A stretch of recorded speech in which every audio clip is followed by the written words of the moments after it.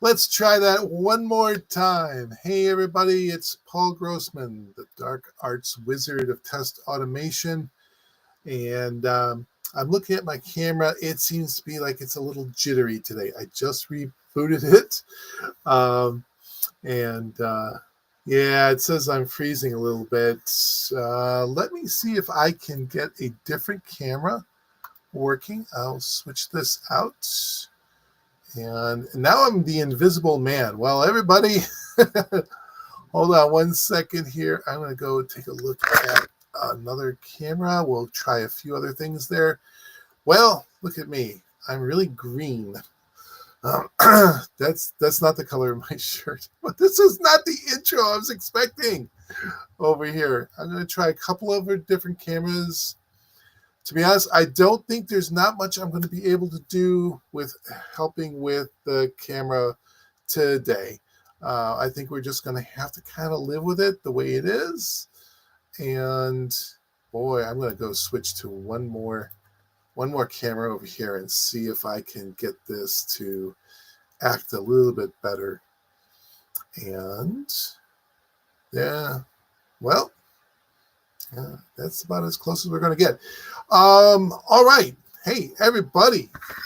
Thank you for joining us once again with our Testomat a little 2-hour conference here. We always have great speakers who are here to kind of give their ideas and thoughts and whatever things they want to do a little bit about with automation. We've got two great speakers, and we got Merrell, who will be coming up in about an hour. And he is actually, I'm not saying he's an acquaintance, because we met about 20 years ago at my first conference. And also he had a website, which we'll show a little bit of back in the day with a friend of his, Will Roden. And but first up, we've got Marcel Veselka, who is coming out to us from Prague, and he has a really cool company called WOPEE, WOPEE.io, and we will talk a little bit about that stuff as well. So I'm just doing a little quick introduction before we get started. We've got a couple of minutes. I already said thank you again to Testomat for doing these conferences and doing stuff. One thing I do want to remind you guys, depending on where you're watching this from, you could be looking at it through LinkedIn, you could be looking at it through the YouTube channel. There is a thing on the right-hand side that says there are messages that you can say, do a message in here. Now, here's the cool thing. I can see Mr. Miyagi. I think he knows a little bit about karate. He said, hey, is there anyone else who could make sure that our messaging is actively working, and mention where you're watching from? Is it through LinkedIn? Is it through YouTube or anything else? I'm going to, while I wait on that, yeah, I can see that. I can also see Swap Neil. Dan, our producer, back screen, is actually giving us some messages over here. He's an awesome guy. You never get to see him or anything, but I like to chat with him. I want to give him a shout out because he's always doing a fantastic job with us. Hey, so Swap Neil said, good morning and good evening. You missed the joke. Good morning, good evening, and good night. From the Truman Show. We always like to have a little fun from that. We got Mikhail. Hello from Slovakia. Excellent. We are global. This is fantastic. And Mr. Miyagi says he's watching off of YouTube. Terrific. I'm going to give you a little bit, tell you a little bit about myself, and then we're going to start our introduction over here. By the way, I'm going to go and see if I can share my screen. One moment here. I'm going to set up my screen and see if I can share this, because this is, of course, I went to the wrong one over here. 1 second, because I think this is kind of cool. Trying to find my run my camera down to our bottom over here. So Dan, hang on 1 second. I'll be right there. I wanted to, yeah, here we go. Dan, I'm going to go share my camera. If you could bring it up screen, here it comes. I want to share, let's see, this one over here. I've got that up here. And this is just a little teaser since Marcus is coming up in here. Boy, there we go. Can you do it full screen? Just to let you guys know, I should have done this before Marcus speaks. I've known Marcus from his website. The Software Inquisition is now dead, but you can find it out on the Internet Archive. But we can, again, this is what it looks like, and these are some of the stuff, and that's his friend. And we'll talk a little bit more about that as we go on. We're going to do something a little bit different. Dan, you can actually pull off that screen over there. And we're going to bring on, Marcus says he said he lost the domain. So am I, man. I'm going to let you know that we're going to bring on Marcus in just a moment over here. A little bit about me. I'm a test automation architect. I've been doing this for about 25 years. I work with all sorts of different tools, QTP, UFT, currently working with a tool called Test Rigger, which is really cool. And I know, Dan, Marcel will be first. He's trying to remind me. It's first. Stop talking about Marcus. Like, I got the order. We're good, man. I do some test automation in coding. I also do stuff in plain English. So if you ever want to check it out, I've also got a chance to see Testomat just last month, which is awesome and really cool. So do check it out. If you guys ever want to do a challenge, check out candymapper.com. And if you ever want to do a live stream with me, hey, reach out to me on LinkedIn. Just do DM. I'm always happy if anyone has any particular tool, WebDriver.io or a book that they've written or anything like that. I am always happy to bring you on. All right, enough about me and what I do. Let's get Marcel up here. And we're going to have a little technical difficulty. We're going to see if Marcel can get his camera up here. Looks like mine woke up. Looks like mine had some, got the coffee, and it's much better now. Marcel, are you out there? How about your mic? Because I can't see your camera yet. Are you able to hear us? Or can we hear you? All right, Dan's working on the technical issues behind the scenes. Don't worry about that. We'll take that. Cool.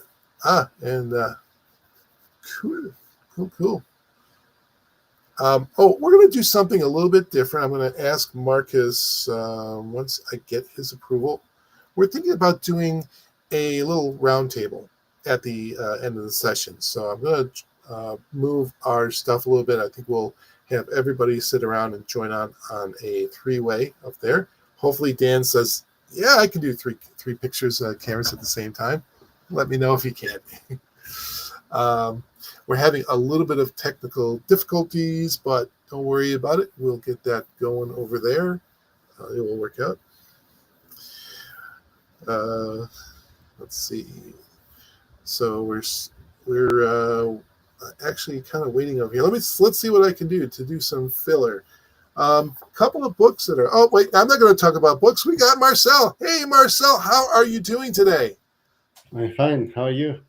Oh, great, doing fantastic. Thank you so much for joining us today. I know you've got this company, OLP.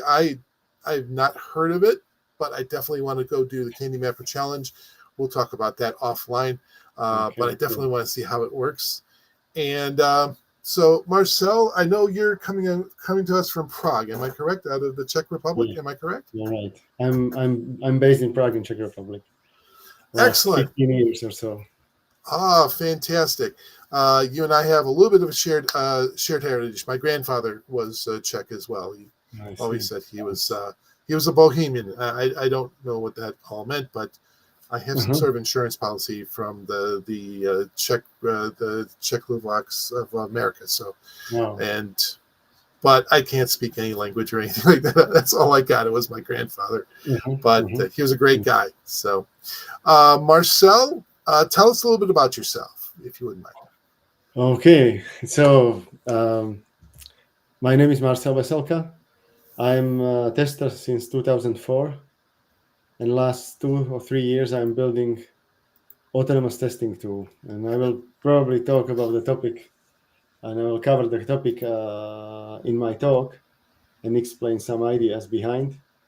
And apart from that, I don't know what I should talk about. Maybe I love to run and test Oh not yeah, only software and also wine. yeah. And what else?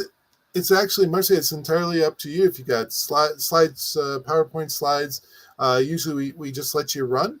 This is your first time up here. If you're cool with that, and if you want to share a screen, so I will say I'm going to turn it over to you because you're doing AI powered test automation, and you're going to be talking about building bots in Playwright. And Yeah. I'm actually looking into Playwright it myself right now. I'm actually doing a course on it. So, Marcel, I'm going to turn it over to you and take it away. Great. I'll try to share my screen now. Let me see. Okay.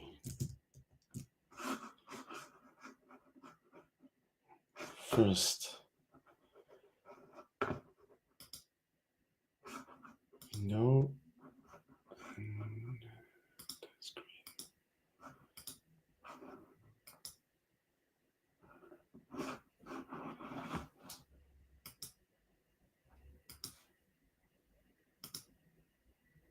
I hope now you can see my screen.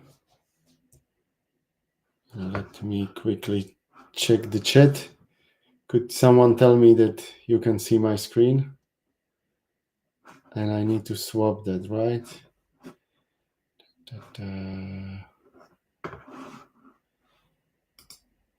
Swap.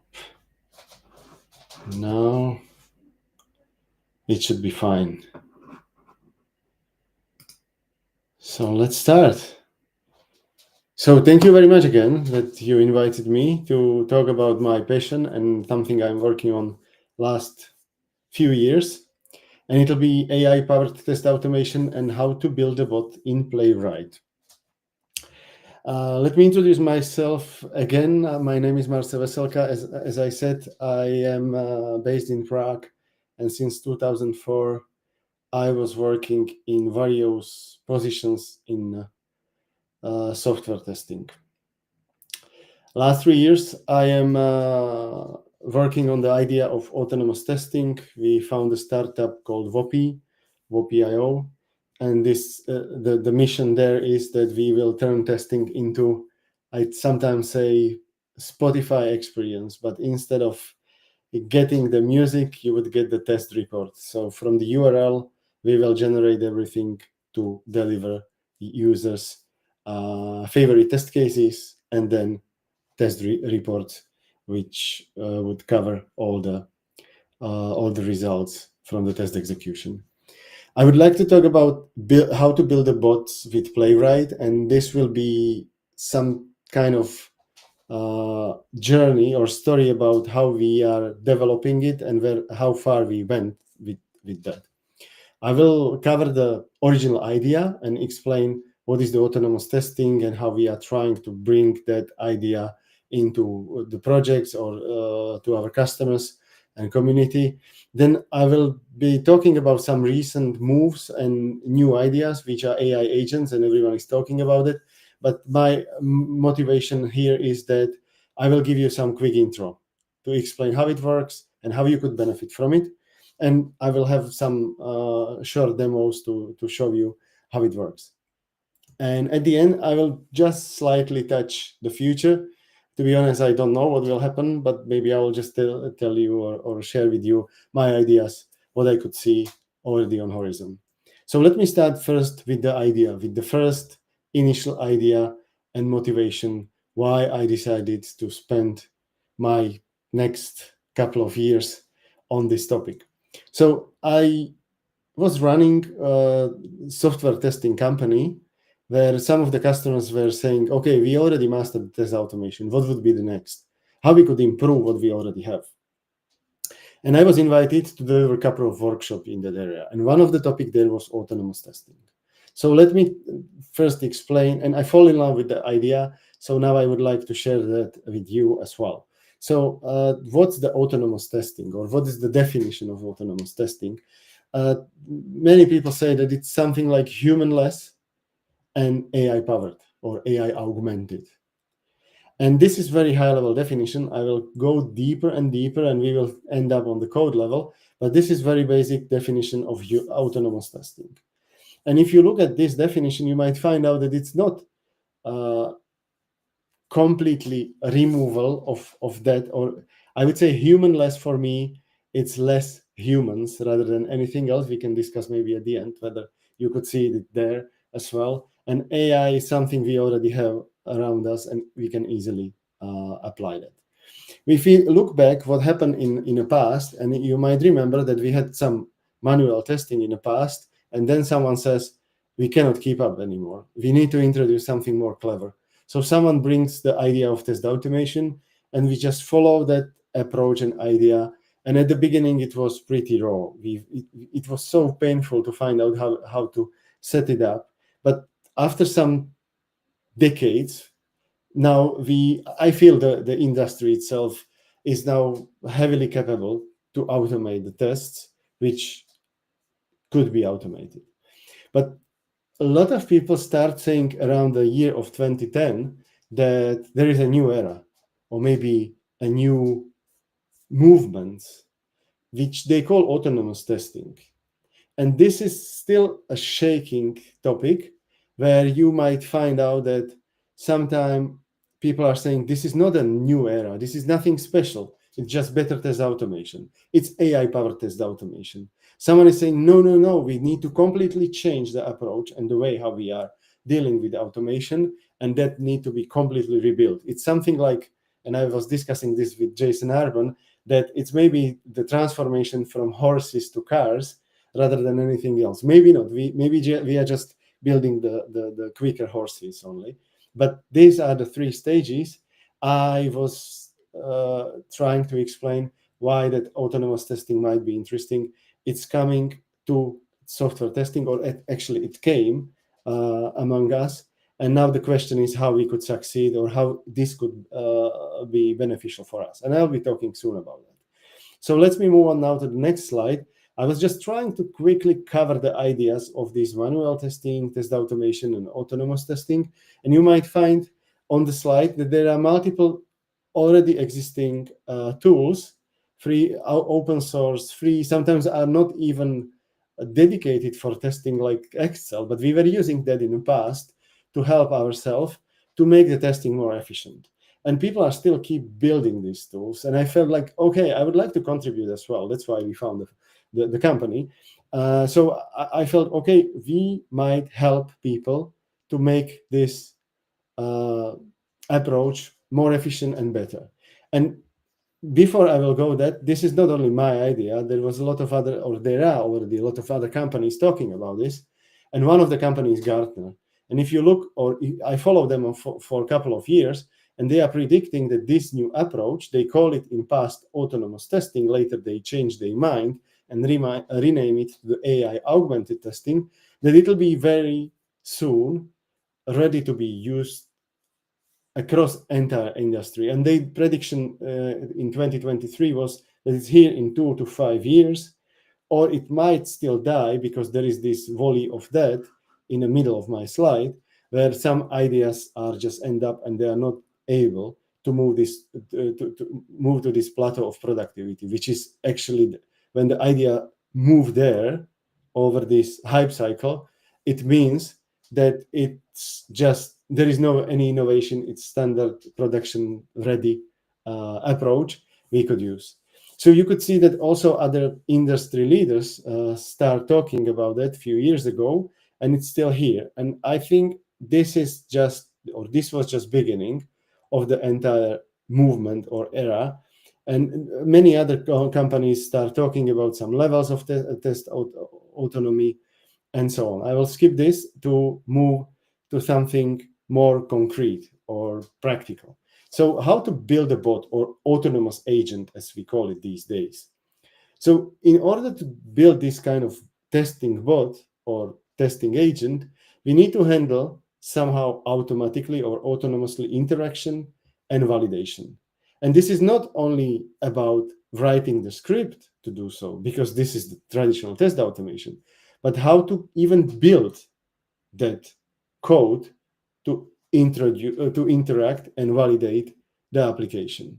And it might be different for various components we are testing. And it might be also different for various data types we want to cover with this approach. So if we could find out how we could autonomously interact with app and then autonomously validate the functionality or some data quality or some performance parameters, then we could have this autonomous testing available. So I would like to start with some first experiment we did. So we did first was some, in these days I'm calling it was stupid crawler. In that time I was super proud of it. So we just crawl the app, collect the screenshots, and then we compare them. So having this map of all that network of all the screens and everything, then we could easily say that we have the autonomous testing bot, because if I collect the screenshots and then I rerun the test and screens changed, I could see that there are some regressions and potential bugs. So I could easily run these 6 simple regression tests, collecting the screens, and then compare them. This was pretty raw, and I would say, and I have to admit, in three years ago, a bit maybe stupid idea, but it worked. We were happy about it, and we started trying to use and experiment it across multiple projects, and collecting the feedback and keep improving it, adding some features like the bot was able to log in, or we could accept the cookie banner, and so on. So we were trying to maintain this, but we then later found out that autonomous testing is not about being there from day one. There is certain transition to there. So what we start doing as a next step was that we basically try to augment some testing tools. We play with robot framework, we work on the Cypress ideas, we work with Playwright, and these days we are more, I would say, stabilized around the Playwright. And I would like to show you some ideas behind what we built as a first autonomous testing. So we said, okay, many people complain about maintaining the locators. So you need to write the locator to navigate to some specific page. So what about instead of that, we would have only short statement like navigate to login page. So instead of running this, I open the browser and maybe I record the locators because CodeGen from Playwright is pretty good on that. Or I need to collect the locators in traditional way. So let's forget about that and let's just write and type their plain English text. And this approach worked. And we were able to build some simple custom functions like navigating or simple atomic action, or we even could build some more complex filling form type of actions. So then I could get all the locators and even the test data could be generated. This is just demo how it works. I will skip that because I think it's not so interesting. But what we could then achieve is that with completely different URL, we were able to navigate through the page and collect the screenshots.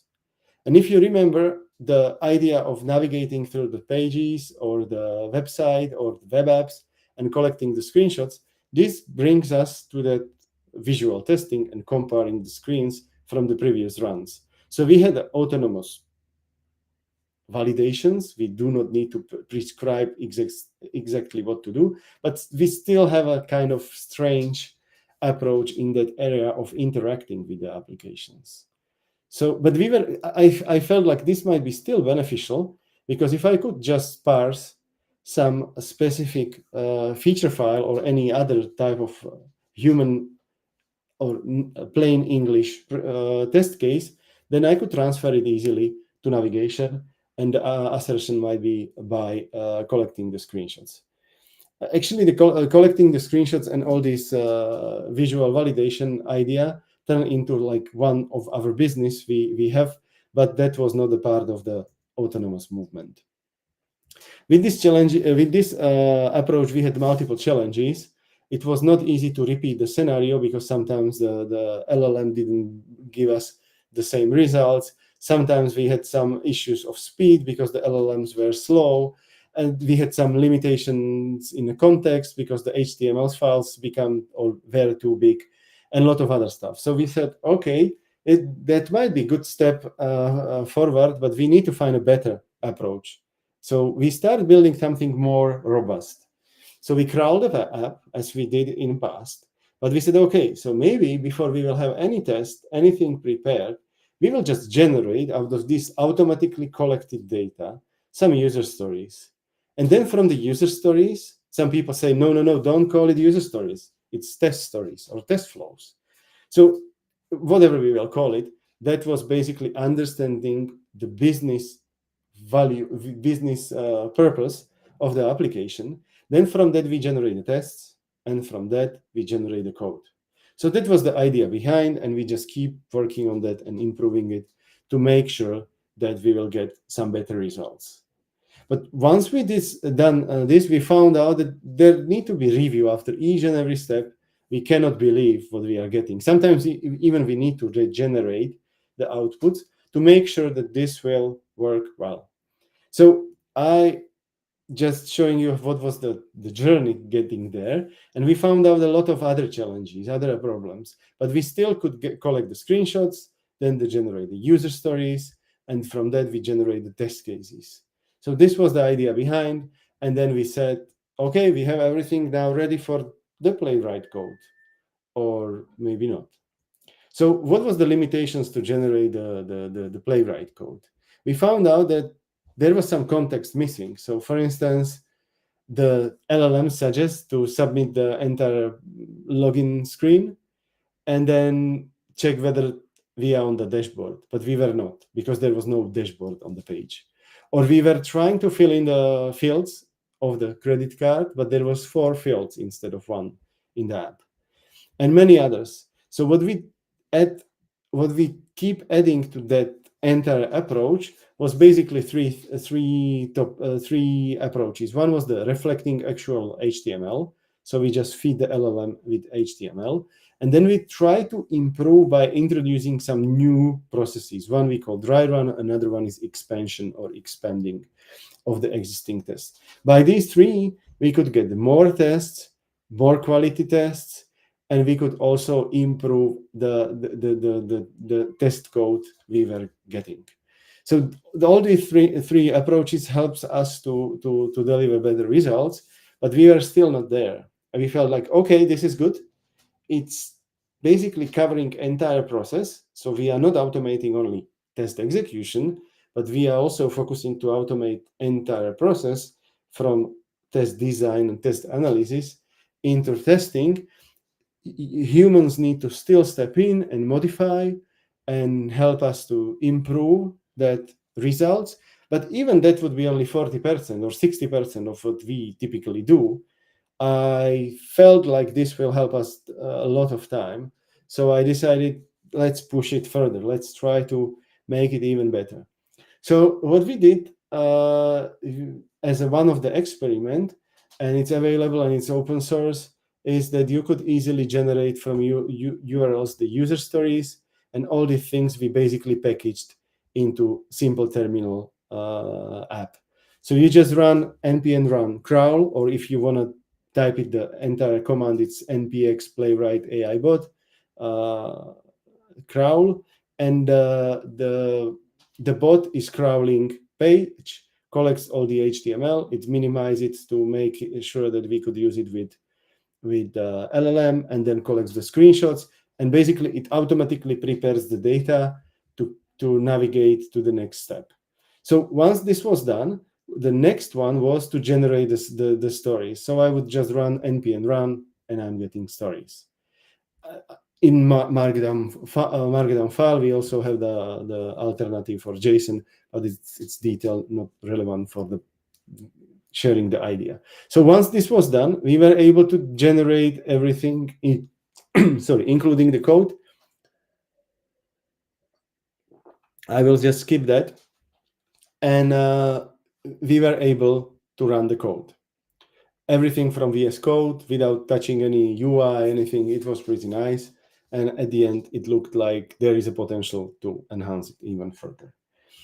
And if you want to try it, I just share here the 2 links. I think the Playwright AI bot-demo is the interesting one. You can clone it, install it, set your API key or Microsoft Azure keys, and then you can run it locally. And you can play with it and let me know what you think. I believe it's good prototype. I still call it early preview, but I believe we will enhance it even more in the future. So that was the first idea, but then something happened. We felt like, okay, we are doing a good job. We are close to the solution, but then AI agents was introduced and we felt like, okay, we are talking about autonomous testing bots, but the market changed the terminology. Everyone is talking about AI agents. So are we building bots or agents or what we are building? So let me share the ideas behind this one, because that might maybe help us to understand what is the next in the story or what will happen later. Almost every company is claiming nowadays that they are using AI, that everything is AI powered, and they have AI agents. But even what I showed you until now, it's not AI agent. Some marketing people would maybe say, this is AI agent, but it is not. So let me share with you some short definitions and then short demo as well. So what I would like to cover now in this part is what are the AI agents and what are the LLM workflows or apps, as they call it? What are the AI agents building blocks? And then what is the AI testing agent and how it works, including some demos. So let me start with LLM apps and AI agents, or sometimes, as they said, LLM workflows. First, the workflow itself. It's basically one call to the API, getting your response, or it could be some set of LLM calls where you are getting some result from the from LLM combining with some tools. The problem with this is that this is just the approach where you are getting result, but in forms of text. But if we are talking about these LLM workflows, you might have multiple approaches. And if you're interested, just read this Anthropic article. It's pretty interesting, but we have no time to cover that. But let me now talk about the AI agent. Apart from the traditional LLM workflow, actually, it is also LLM workflow, but it could take maybe I'm just taking out the next slide, but it could basically take the high-level task from the human, split it into smaller chunks, and then run it one by one and execute it. The biggest difference between previous ones and this one is that it could take some action based on the LLM instructions. So, as I said, LLM alone can't take actions. This is the definition. AI agents could. It receives the high-level task, then it reasons about it, and then decide about the actions and then execute the actions. This is the way how the AI agents work. I will show you some examples, and I'll show you also some definitions behind. So we will go deeper into the idea. So there will be hopefully another chance to get that idea if it's confusing from the first run. But basically, it's combined LLM planning ability with tools. And I will explain what is the planning ability and what is the tool and what is the reasoning and so on. I will skip few of the slides, and then let me just tell you or share with you that there are a few definitions about the agency levels. So it's pretty confusing, but still there are multiple sources, and I brought a few here. If you are interested about the idea, it's good idea to follow Hugging Face. They have some nice definition about the agency levels. Similar here is from LangChain. I just brought it here for your reference if you are interested. And then, of course, I couldn't miss this opportunity to pull up my old slide where we are also talking about testing autonomous levels. And it's, I would say, still pretty theoretical, but it's good basis for future discussion and going more into detail and more practical, maybe challenging questions at the end. So let's now discuss about AI agents building blocks. So in order to build this autonomous application, which could decide themselves and could basically pull out any tools required, we need to have some building blocks. And these building blocks are, at least in my slides, it could be structured differently. One is planning and reflection, which is basically the master LLM flow. And then we have some tools, memory, and then there are some multi-agent architectures. I will not go too much detail in that last one. So first, planning and reflection in AI agent. This is basically functionality where AI agent could plan and could decompose the given goal into smaller sub-goals to reduce the complexity and improve the efficiency. Then it could also reflect and refine. So if it fails, if some sub-goal or subtask is failing, it could try to rerun or even try some alternative approach to do so. It's part of the definition, but this is something what you could configure as a part of your agent. What I would like to also stress out here is that there are plenty of already existing algorithms and tools. So basically for us, it's not so important to deeply understand how it works. The basic principles are important to follow and understand, and then we just need to understand the API, how we could use these type of features in your AI agents. So what's the important from this planning and reflection?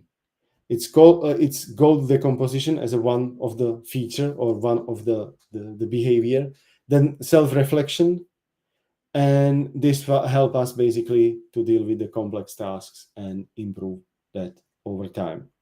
Then one of the topic which might be interesting from that algorithm is chain of thought, and this is basic. I decided to take only or pull out only this topic.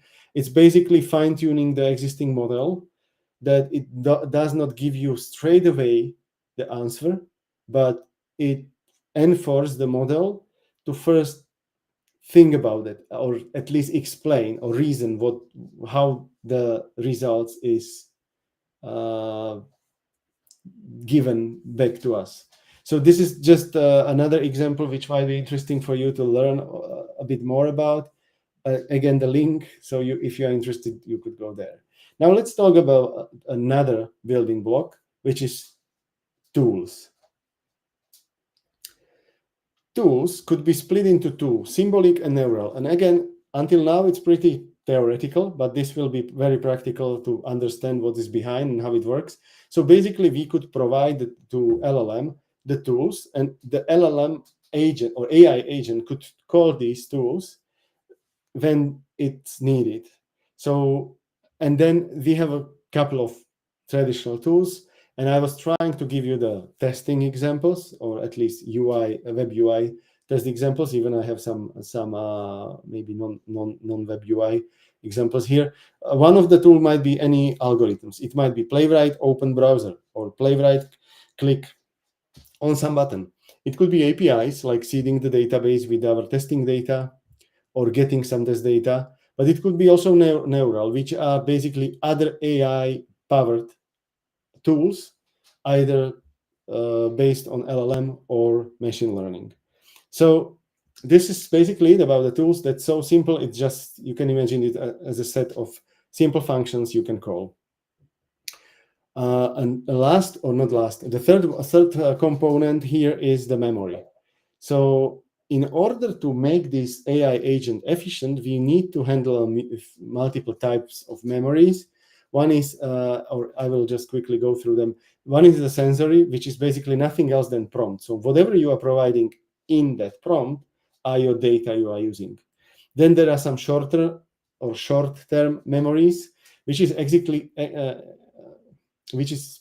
actually the session of that chat window, if I would now compare it with some chatting, but it could be any memory you store in that certain flow. In our case, this will be whatever happened during the test execution. It do not necessarily need to be chat, but the chat is simple example where it's happening. And then there are some long-term memories, and there are basically three main types. One is the training data and everything which is inbuilt in the model. Then there is something which we call fine-tuning. We're just taking the existing model and all what's in, and on top of that, we are building extra layer with using some fine-tuning. And the last one is RAG, or retrieval augmented generation. I just decided to explain two principles. One is this RAG, and another one, I believe I left there, the fine-tuning. But time flies, so I'll be trying to be very quick. So what is this RAG stands for? It's, as I said, retrieval augmented generation, and it basically combines LLM with some external database.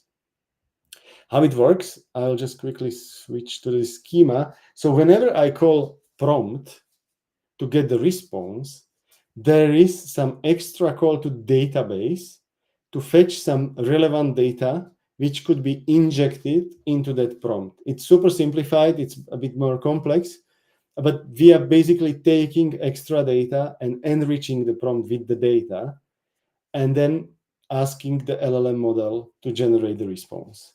It's, as I said, it's much more complex, but to make it super simple, this is how it works. How it helps us. One is the context size. So sometimes we cannot put all the data we have into the context window. Even we are using Geminis, which have pretty nice big context windows. And also it's helping us to add extra data on top of already available from the training. So we can always bring the fresh data, because the database we are fetching from might be some kind of living document. It could be our CRM system. It could be, I don't know, intranet with some company policies. It could be set of PDFs transformed into some format. Then we can fetch it or provide it to LLM. So this is the RAG and how it helps the LLM. And then the fine-tuning is another approach. So if you need to improve the efficiency of your model, you could combine something about 20 to 50 high-quality examples and then just push it to the model, and you can fine-tune and improve the response on using this fine-tuning. There is some instruction how to do it in OpenAI. I could skip that. And the last component here is multi-agent architectures. So in order to make these agents efficient, one of the approaches that we need to make them as small as possible to isolate the task and goals, and then we need to chain them or somehow connect them. And there are multiple approaches how to do so, and multiple tools to do that. But if you're interested in that, this is just another reference slide. You could go into that area or into that link to get the more view on that. Actually, there is a lot of going on these days. Yesterday, OpenAI announced the Day framework or Day open source library for building agents. So it will be pretty interesting to look on them as well. It's not only about the multi-agents, but all these building blocks probably will be there available. This is the list of the tools which are available and could be ready to build your own AI agents. I will quickly go further because we have a few more minutes to cover the rest. So what about the AI testing agents? Is there any special difference, or is there any difference? I don't think so, but let me just quickly build the same slide as I did for the AI agents. What I believe, apart from the previous one, is that one of the extra tasks of this agent is to evaluate the outcomes. And the tricky question is how to do so. I will show you what I built as a first experiments, but I believe this is something important when you are building your AI testing agents. So let me move on to first AI testing demo. And I felt like, okay, maybe this might be something what would be interesting for you. So I'm building simple testing agent, and now I'm trying to convert the theory into practice. So I'm building some tools. I'm building tool for start testing, get page elements, click on some element, fill, select, analyze, report issue, and close browser.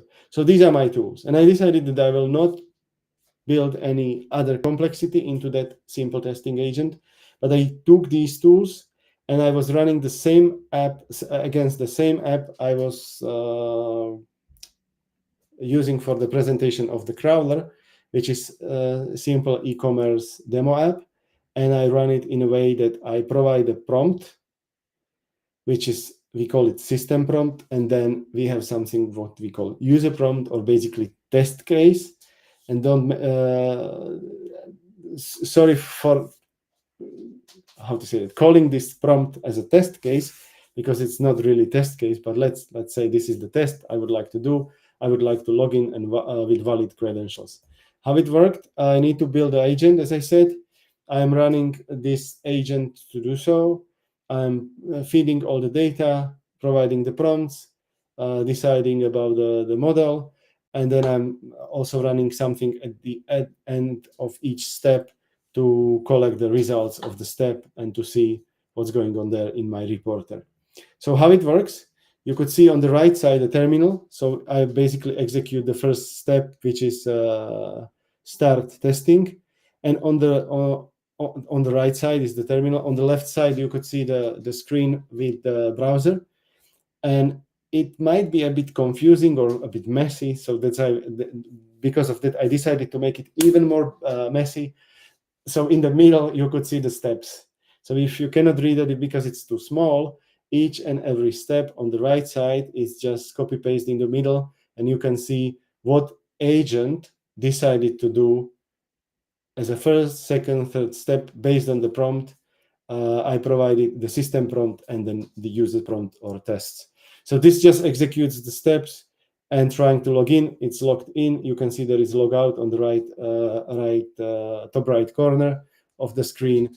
And then I'm validating that by step 11, I have screenshot and analyze, which I'm basically taking the screenshot and asking LML whether I am logged in. So this is basically the first demo. Let's move on to the second one.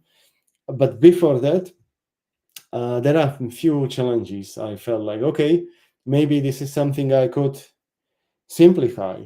So what we did, or what I was thinking about, it might be pretty heavy maintenance. It lacks of the repeatability because AI agents could always decide differently. There is no traceability, so probably I would need to store the data somewhere and track it. It could be used some report portal or even, I don't know, Jira, Zephyr or Testomat.io to do so. So we basically need to find the tool to store the test results, and that's why I thought, okay, how we could use this idea, because I still feel like it's a good move, but even it's good move, it's not still good enough. So that's why I decided to go even further with the next demo. And I'm basically combining this simple agent with our approach of generating the tests. So what I'm doing as a next one, I am building multiple agents. We have some AI crawler, business analyst, test developer, and test executor.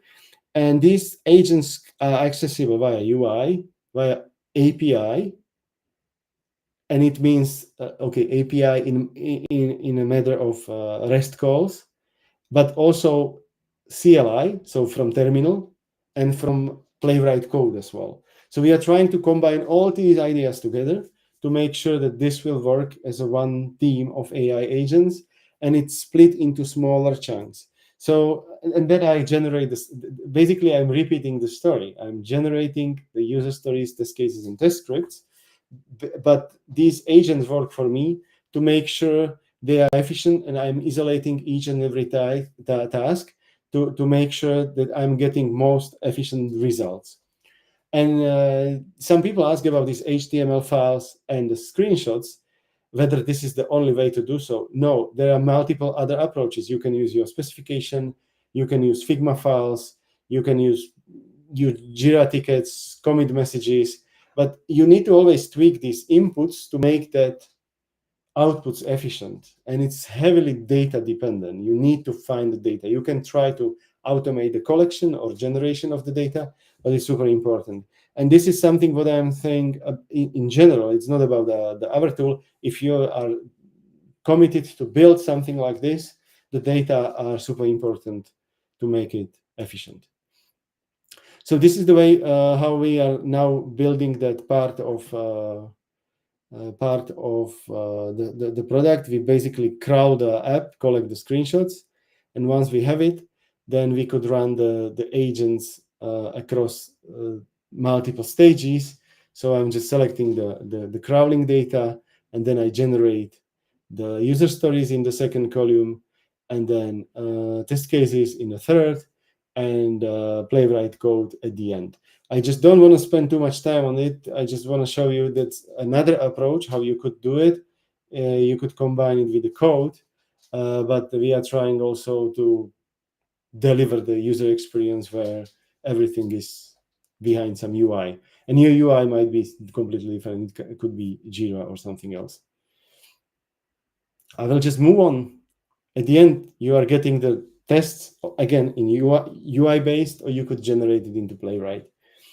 But I think I don't want to spend too much time on this. If you are interested, there is another demo on our VOPIO YouTube channel explaining how we build a small Playwright agent for Revolut app, like a banking app, with all these, in quotes, real automation challenges. Actually, it was nothing too complicated, but the Revolut has their two captchas. It's opening some new tabs and so on. So typically, this is something you need to handle and in traditional automation. So if you are interested in that, there is 4-minute video to watch later about another approach we were working on, and we are still enhancing that. So let me now talk about the future, because you saw from the stupid crawler comparing the screenshot through something to generate in single calls LLM into something where we have multiple calls integrated into AI agents, which are deciding about what will be first, second, third step, and it could be dynamic based on your prompt, and even these prompts could be generated, so you don't need to write them down, so your test could be generated. What will be the future? And to be honest, I just put this here to ask you, what will be the future? What are the next steps? How it'll be moved? Is it a new era, or we just enhancing automation? Do we need to build all these things, or maybe we will have one model to prompt and we get everything back? So to be honest, I don't know. I'm really passionate about the topic. I love to talk about this, but I decided to bring a few ideas at least here to share with you. So as I said, autonomous testing, not sure how it'll be at the end, but we believe we could make it humanless, and probably AI could make it easier. Levels of autonomous testing. This is something I believe the future will be full automation or fully autonomous. But this is something for the discussion rather than telling you this is the future. I believe this will happen. My big question when and how it will look like. But there are also a lot of rumors out there. One is someone says that SaaS, software as a service, is dead. Not someone, it was actually CEO of Microsoft. And then a lot of people laugh on vibe coding. I don't know whether you heard about this vibe coding. It's basically prompting what you need and you are getting the code. There are plenty of tools these days. And many people argue, but that this is just hello world. But once it will enhance, we will not need any SaaS companies, because we will just prompt what we need as a tool and we will get that. So the application will become super cheap, or the code will become super cheap. It will be free. How we will cope with that in testing? Is it the same or different? I don't know. That's my question. I'm just raising a lot of questions now. I post test one provocative post on LinkedIn, I think 2 weeks ago. The test automation is broken. And I felt like, okay, I am interested what people think about it, because if we generate so much code, if I could become a, I don't know, C# developer, or almost overnight, it's stupid not to use these tools wisely, of course. And I'm asking, okay, is it the better record and play feature or something else? I don't know. I just think we need to get ready for the future. And I have a lot of patience, a lot of excitement, and I have a lot of questions, how it will look like, what to focus on. So tell me in comments if you know what will happen, whether we will have a new approach, or we will just improve what we already have. And some people say there is no UI need anymore. So I was thinking, okay, why I'm building this? If we don't test web anymore, it will be API calls. But I expect that there will be a lot of standardization. And I don't know whether you heard about this model context protocol, which is something which Anthropic is trying to push through and make sure that it will be heavily adopted. So there are many questions and rumors, as I said on the slide. But the question is, what and how will the future look like? And I don't know. So I would like to just quickly summarize. I hope I'm on time. I was trying to deliver some story. I was talking about initial ideas, then about AI agents and the new era which is coming, and a lot of storm around, which I don't know what will bring, but it will definitely impact us. And I would like to be part of that party, if I could call it in that way, because I believe this has a huge potential. We just need to find the best fit to our daily work in testing. And I believe it brings a lot. And with that, I would like to just thank you that you came and watch my show, or at least you was with us. Maybe you was doing something else, but thank you very much for being here, and hope you enjoy my talk. And let's connect on LinkedIn and discuss it there, or during the Q&A session now. But I believe there is much more than we could cover now in remaining 5 minutes. There's always so much more we can always get into. Marcel, thank you very much for this. This is fantastic. I did do a little shout out to your YouTube channel on our LinkedIn over there. So if anybody is looking through on LinkedIn, I'm going to go copy it over also onto our, I said LinkedIn. I really meant to say, YouTube, but I'm putting it out on LinkedIn over there. I got a couple of hearts and thanks. By the way, everybody stick around. We have another speaker coming up here. That's Merrell. And Marcel, we're going to ask, see if we can go back to a couple of questions that we saw. And I did promise, I think it was, let me see, who was asking one question, And now they're all saying thank you, and it's all rolling over the screen. By the way, shout out to Jonathan Wright, who is watching us. I'm always a big fan of Jonathan and his sites out there. Let me see. Well, if I can. Oh, here we go. It's Tanya. So Tanya was asking, is Whoopi collecting the selectors following the Playwright documentation selectors locators best practices and regenerating selectors if the layout selectors change? And in my field, I call it clever coding. So go ahead, Marcel. In our past version or our old version, we had some other selector strategy. So we didn't follow that. And to be honest, Playwright announced like last 1 year, or I don't know whether it's last year, but I remember there was some announcements and they changed the good practice, like or recommendation, what should be used.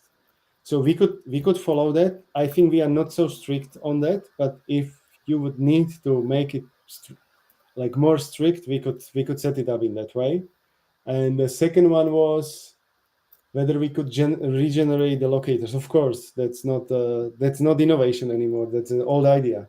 The self-healing and all this stuff, it's an old one. You just need to discuss whether and how and when it's wise to use and when it's maybe a stupid approach. But yeah, self-healing is something.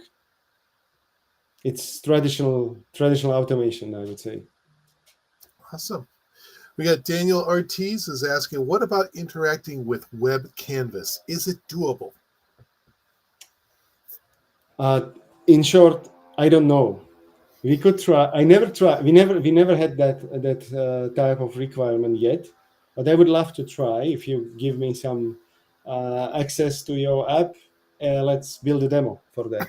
Or I don't promise to building the demo. At least I could try, and then let's see. Maybe we will fail.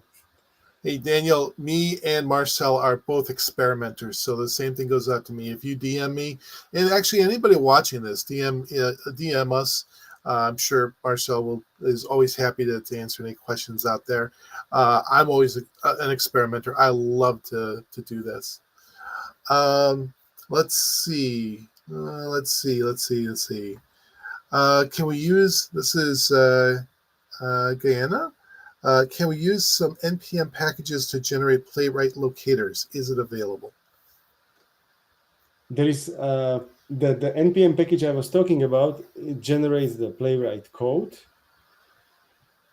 and I don't know. There is no feature like give me just locators. But if you need the locators from Playwright, there is nice feature, this code gen, which you could use.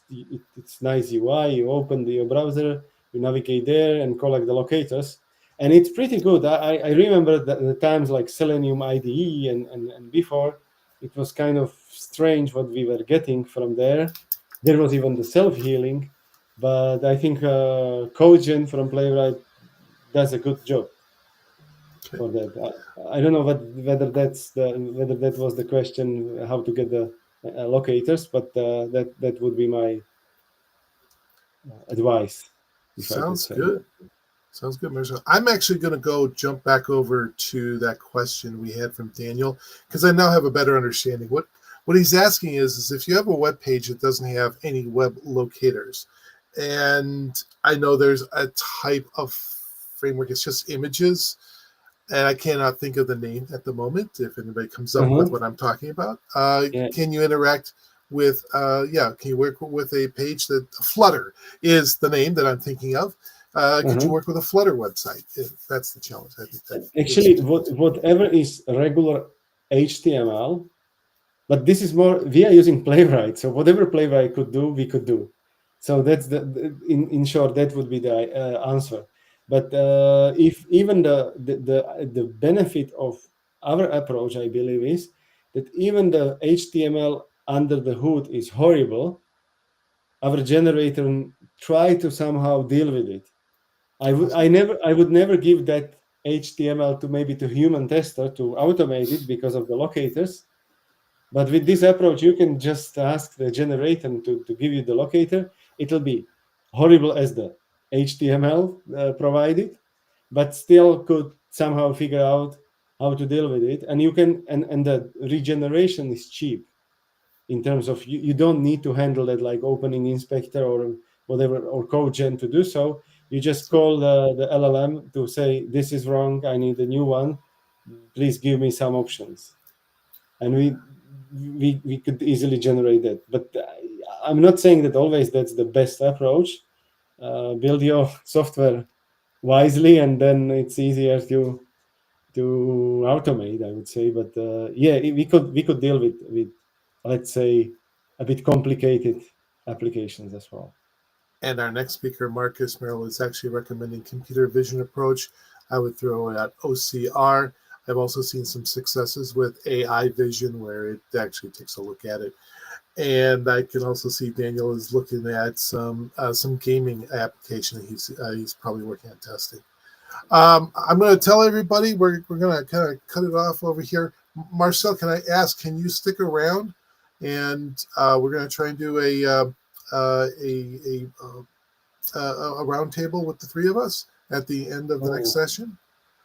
And if not, I tell you what, can you stick around right now for like 10 minutes?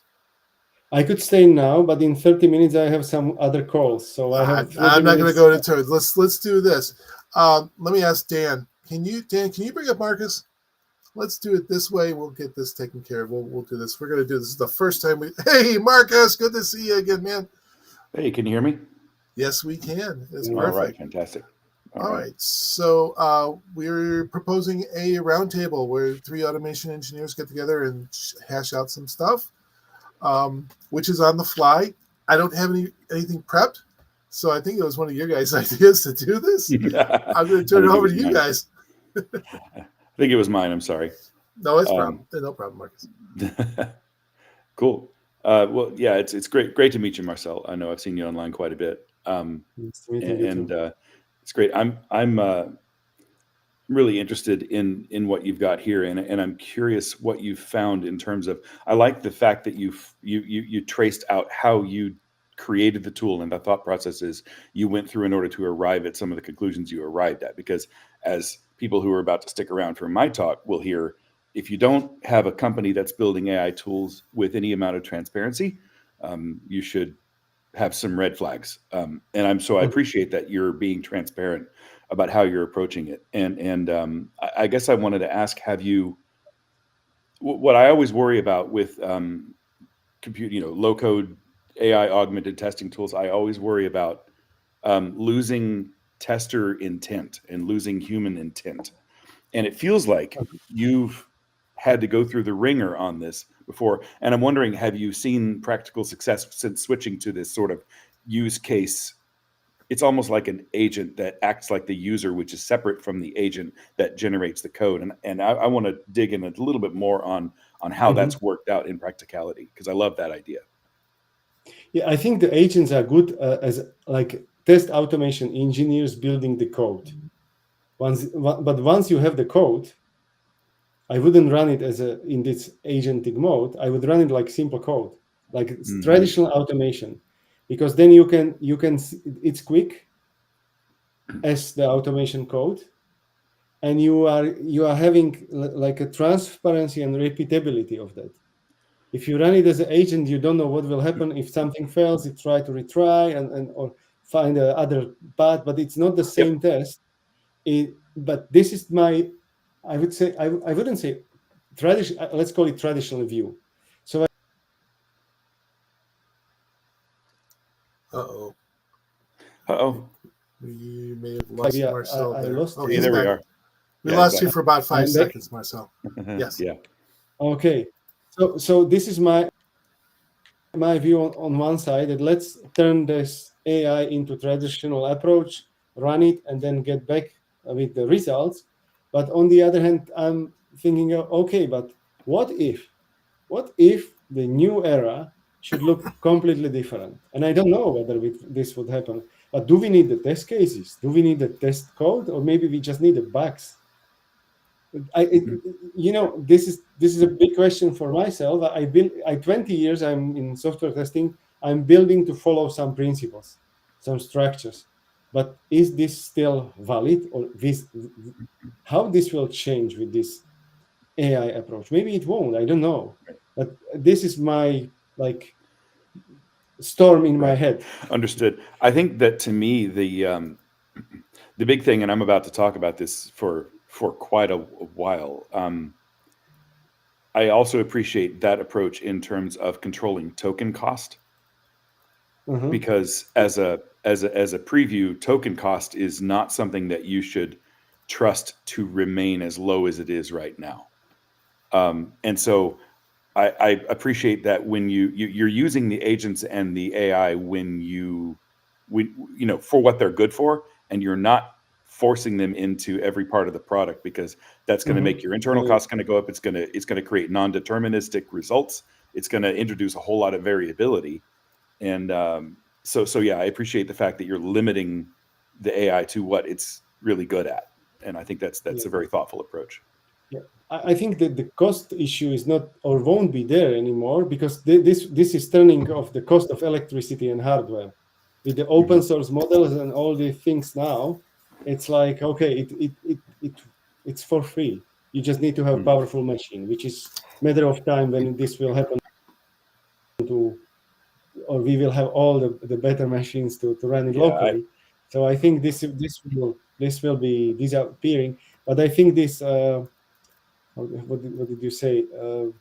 That being able to trace what happened and being able to repeat that, I think this is important. This cannot be solved by or within the LLM models. Or you would tweak the model in such a way that it wouldn't be LLM model anymore. You would dictate what it should do. Then you don't need the feature there. Well, I think we're definitely going to do some experimentation, Marcel. You and me, let's get together. Send me a meeting. I want to see more of the. Is it pronounced Whoopi or Whoopi? Whoopi. Okay, cool. Yeah. And I'd like to do the Candy Mapper challenge on that. We'll talk a little bit about the offline, and I'm going to ask you say thank you, Marcel, for joining us. I'm going to let you go, give you back a few minutes so you can get to that next meeting. And thank you for joining us. We'll definitely have you back. Thank you very much, and enjoy the rest. Definitely. I will watch it from the recording. You got it. Thank you. Thanks, Marcel. Bye. All right. Well, at this point, I usually do a little intro and stuff to talk about stuff or talk about all the different tools that we interact with. As you guys know, I have worked on automation working in WebDriver.io. I also like to put out my book out there with Peck Publishing. And if you're looking into, as Marcel was mentioning, using Playwright, there's web automation testing using Playwright by BPP. That's Kailash Pathak. I took a look at that and got it. So I thought it was cool. Marcus, any books you wanna promote? Anything that you're reading lately? It's funny. I'm not reading at the moment, and it makes me very sad. The last book I read was Keith Richards' autobiography, which is actually fantastic. Really terrific book, but it's not over yet. It's still going on. How can you he's probably doing like a part 2 or something like that. All right. The book on my nightstand right now is Crime and Punishment by Fyodor Dostoevsky, just because I like to keep it light. I love your sense of humor, Marcus. It's funny. It makes me sad because nearly every friend I have who's been in the testing industry for more than, I'd say, 12, 15 years, they've all written books now, and I haven't done mine yet. And I feel like now all the books have been written. I mean, isn't there a book going around right now called The Last Book on Testing? And I guess I missed my chance. I think I saw that. I did. And I've heard it's great. We have a friend of ours. I have a difference of opinion on whether these books are useful or not. I think they're very useful. So, but I'm going to leave that because that's there. In case anybody doesn't know, there is politics in test automation, and I'm getting very close to it right now, and I don't want to get into that. Just to let you guys know, I mentioned at the beginning, Marcus and I believe, bumped into each other possibly at the Mercury World 2005 Automation Optimization Conference over there. and I think we may have been walking down a hall chatting while I realized I still had the mic on me and had to run back and go give it back while the entire room was hearing us chat about stuff. Marcus has been a great guy. Yeah, and he's been in the field so long. He's my oldest automation contact. So Marcus, with that, I'm going to throw it over to you and let you run with it. And thank you very much for coming over. Sure. Thank you, Paul. It's always great to catch up. Are you coming to Spain, Selenium Conference? Nobody's paid for my plane ticket or sent me an invite, but okay. All right, but if you know somebody, I will talk to my boss at Test Rigger, and he might maybe he'll send me on a plane ticket. We can work something out because he likes it every time I say Test Rigger. So let's do that. But I got to shut up now, or else I'm gonna get in trouble. Marcus, it's all yours, man. Great, thank you, Paul.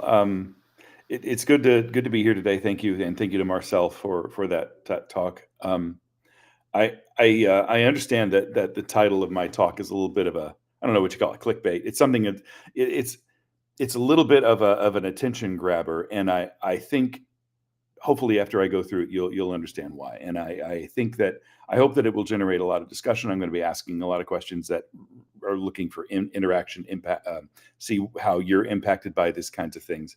But mostly what I'm trying to do is part of my career for the past 2 years has not just been promoting test automation, best practices, stuff like that, but also trying to sort of deflate some of the breathless hype around what I see in AI, and to promote people like Marcel and Tariq King and Jonathan Wright and Jason Arbon, who are, in my opinion, kind of doing this right and carefully and reasonably, as opposed to basically just coming into my business and telling me that they're going to solve all my problems with magic.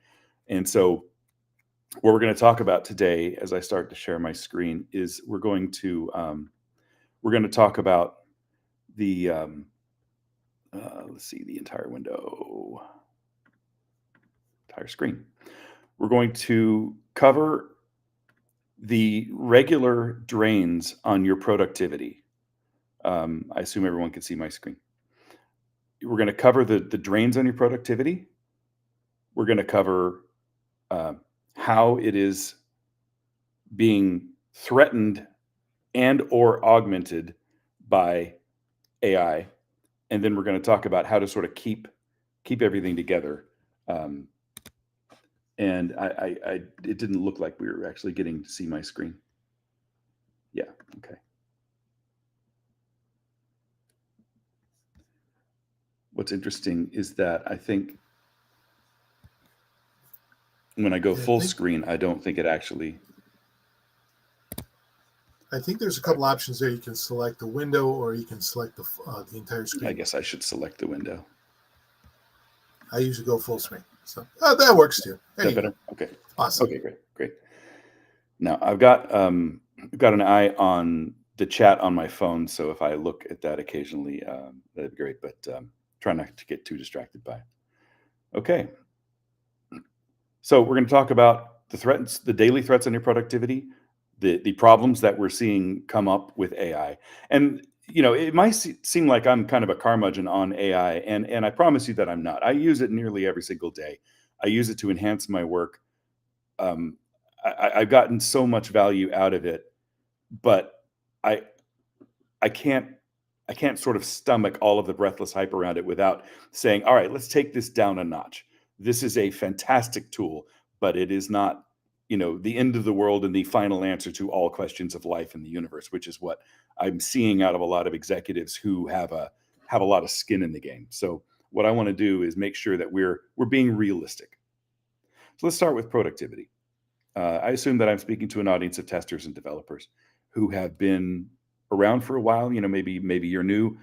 You're seeing that in your daily work, there is an output you have to generate, which essentially amounts to, code. You got to output some code. You got to output some documentation. And it seems like the world is conspiring to keep you from doing that, even though that's what you were hired to do. That's the way it felt to me the whole time I was a developer in the testing industry. And that's the way it feels to a lot of people that I speak to. It's like, if you hired me to do coding, why is it that that's barely I do it so rarely. It's kind of crazy. So how much time do you spend coding? How much of your time? I want to see in the chat. What does it look like?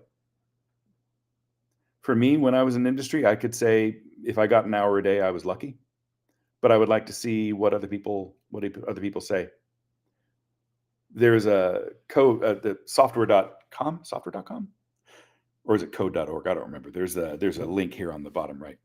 They had a survey a little while back, is during the pandemic, when you would think that productivity would be at its highest because everyone was sitting at home. 52 minutes of code time per day was all the developers could spend. Now that's kind of shocking to me, because you're hired to do a job, and this output of your job is, this is the one thing you're supposed to do, and yet you spend 52 minutes a day doing it, right? If someone is going to type 6 hours a day, I would love to understand. And I think you need to write a book and make a series of YouTube videos about how you do this, because it's not you. If you're not getting huge amounts of time per day, you're not lazy. It's that the world is conspiring to steal your attention. So what are these drains? What are these things happening? What are the big productivity killers?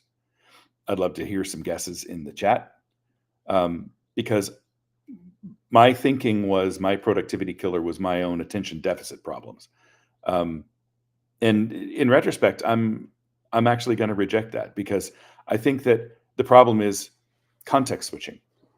This is, to me, the primary problem. And I saw a stat linked in this link in the bottom right here, that when you are coding and someone either walks by your desk or sends you a text or sends you a Slack, or you decide to check your email, it's the interruption time to your cognitive flow is on average something like 23 minutes. So you're coding along, you're in a state of flow. We all know that feeling, and it is one of the best feelings in the world. It's a pure dopamine hit to be able to sit there and just continue to do work at a competent level when you're getting the instant gratification of seeing that it works. And then you get a Slack that says, hey, can you attend this meeting? And you come back to it and you're like, oh, I don't want to attend that meeting. And you get all in your head and you start to think about and dwell on, why am I in so many meetings? And then you're kind of lost for a long time. The stat says 23 minutes. It's hard to sort of reconcile that. That's based on some survey data and stuff like that. But it rings true, at least, that context switching is the main killer of productivity. What else? Well, merely the fact that people are facing change, volatility, and uncertainty, it causes this cognitive load as you're working that prevents you from getting into the flow in the first place. Is the thing I'm working on the right thing? Do my managers understand what I'm working on? Do they understand my priorities? And is something about to change? Because the answer to that is almost always yes. How much effort do I want to invest in this in order to be able to make sure that it's right? And then what are the expectations? What is the acceptance criteria? And if you haven't operated in an environment where they routinely give you a definition of done, or you're not giving yourself a definition of done to say, not just that the code will be complete and this feature works and that there are no bugs, but I am providing value to my user. That's when I'm done, is when I've provided value to my user, that kind of thing. That's when I'm done. If you're not working in that kind of environment, you're already experiencing a lack of confidence in what you're doing, which translates into a lack of productivity. When you react to technical debt, which I feel like I heard someone recently suggest that we retire the term technical debt because it's been co-opted and overloaded into many other things. But I think we all generally know what it's referring to. When part of your time is spent, somebody files a bug and you see that there's a problem because you haven't updated your Log4j library since a few years ago, right after the unpleasantness with Log4j, something like that. And you're trying to, go back and create unit tests and stuff like that. It's going to interrupt. You don't get to work on new features when that kind of thing is happening. So it takes you backwards. It doesn't add anything to the company's bottom line, but it's work that still has to be done. Not only a morale killer, but a productivity killer. course, bad management, leadership, and coaching. I don't want to impugn anyone, but we all know what this looks like. And working with uncooperative team members or people who, I think it's generally, I find that when people are helping to mentor someone who's new in career, there's really no problem with that. What's the problem is when you have to answer the same question hundreds of times because your coworker won't take the time to internalize or really develop some skills or critical thinking, and you keep having to do their work for them. Probably nearly a lot of people here know what I'm talking about with that. Working across time zones is really difficult. And that is something that I think is almost universally faced at this point.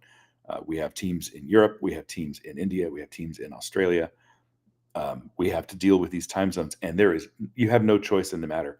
But what it leads to is if you have a problem and only someone in India can fix it and you're in the West Coast, you pretty much only have one window per day of opportunity to communicate and fix these issues. So a problem that would take you 5 minutes if someone was in the office has to go back and forth over a week-long period when you iterate over it constantly. Now, of course, there's bad tooling. We've all seen this, where someone introduces this tool as the next best thing, and it's going to solve all of your problems, and then it turns out that all it does is create distractions. What I'm thinking about here is when developers have to get pulled into things like Salesforce Marketing Cloud, Salesforce, different tooling around that, where developers don't tend to approach using software as a tool exactly the same way that the folks who develop something like Jira created it for. So if you're moving from Jira to Salesforce for issue tracking, something like that, it wasn't necessarily designed for you. It was designed for someone on the business side. That kind of thing can really cause you some cognitive load and take your time away. And for me, I think the number one distraction is meetings. In the position I'm in right now, and I probably didn't do a very good job of introducing myself. The position I'm in right now, meetings consume a large amount of my time that takes me away. Now, customer meetings are fantastic. I can't get enough of those. I would do those all day if I could. But meetings, for determining, let's have a meeting to determine what's going to be the agenda for the meeting. That's going to be the setting for the 3-day meeting that we need to plan in order to be able to plan out the next year. Like, it's a distraction. Now, my next question is, consider this list and add meetings, and then you add context switching, and tell me which of these things can AI solve? Sound off in the chat. Which of the things on this list can all the producers of AI tools help you with? I think we're heading near zero, but I would love to hear from everyone. Because we'll get to it in a minute, but the problems of productivity are only slightly augmented by the tooling around AI.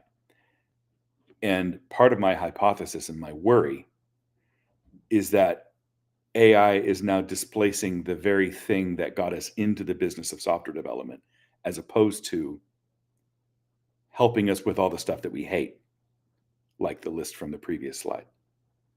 So when I hear people speak so effusively about what AI is going to do for my business, I start to wonder, well, what about all that other stuff that's actually the problem that I have?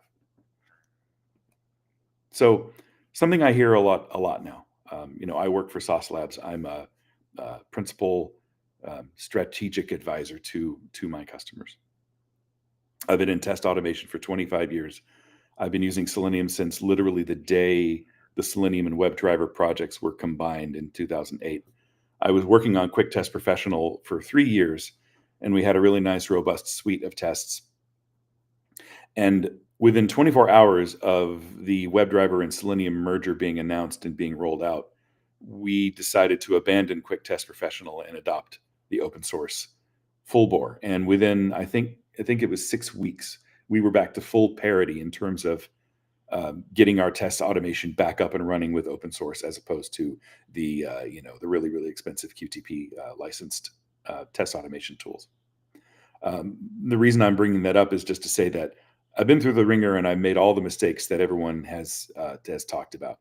And it's been a joy to work with customers at Sauce Labs to be able to sort of head off things at the past and say, no, don't do that. That's something that I can tell you a story that will to convince you that this is probably not the right approach.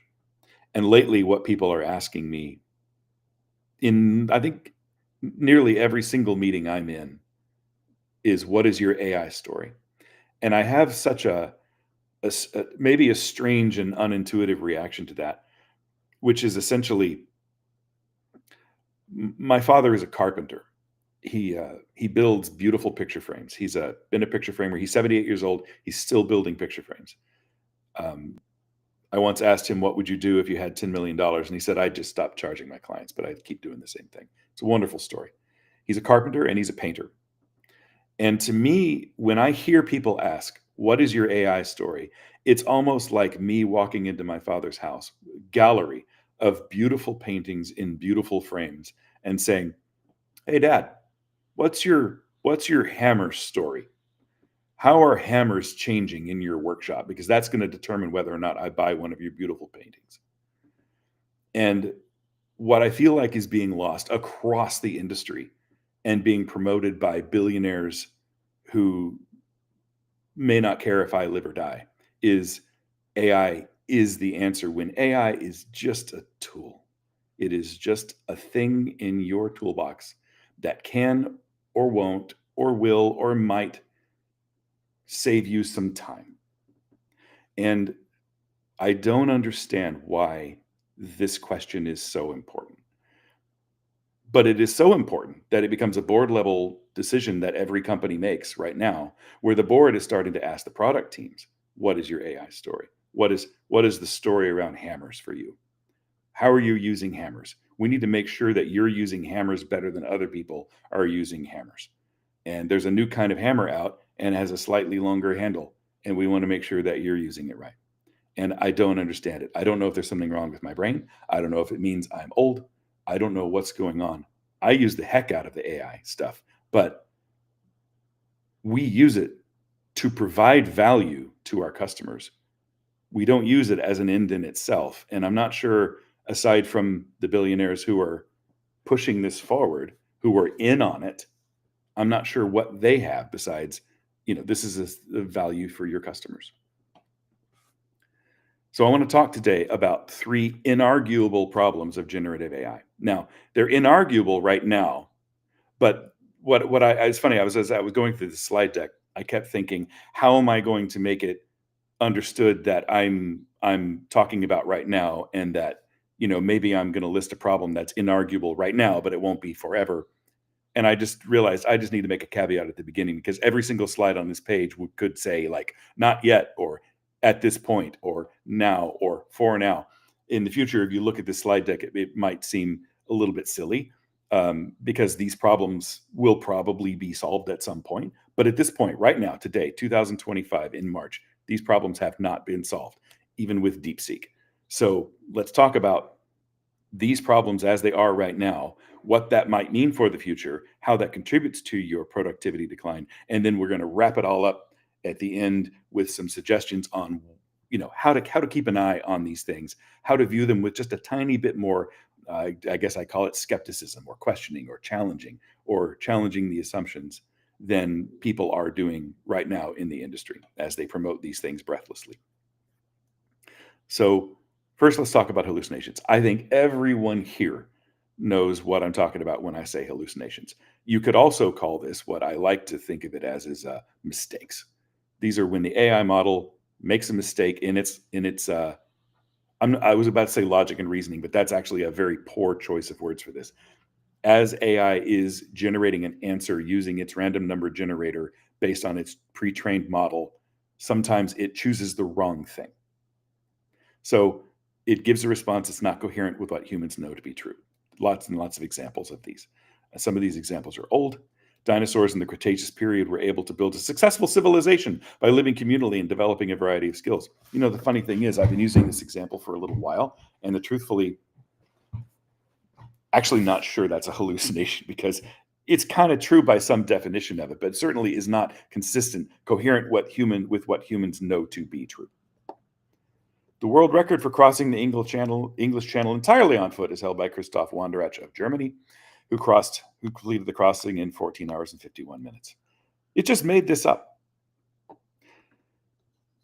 And when you sign up for Claude, it tells you, we're going to generate incorrect or misleading information. I think it was Sundar Pichai who gave an interview 3-4 months ago, the CEO of Google, who said that hallucinations are an inherent feature of generative AI, generative LLMs.